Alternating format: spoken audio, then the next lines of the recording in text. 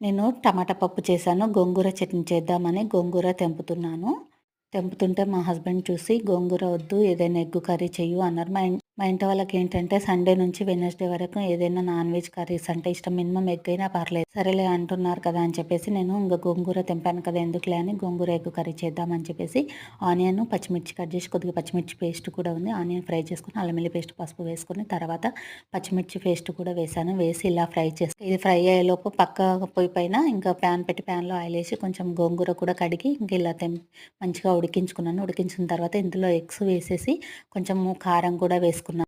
5 eggs ఏసాను. ఏసి కారం ఎందుకంటే మేము స్పైసీ ఎక్కువ తింటామండి. అందుకే కారము, ఉప్పు వేసేసుకున్నాను.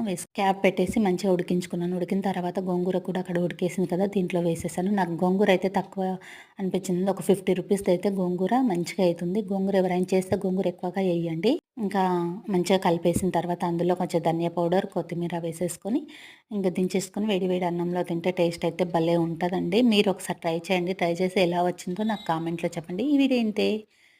వీడియో గనుక నచ్చితే లైక్, షేర్, సబ్స్క్రైబ్ చేయండి. కామెంట్ చేయండి. బాయ్.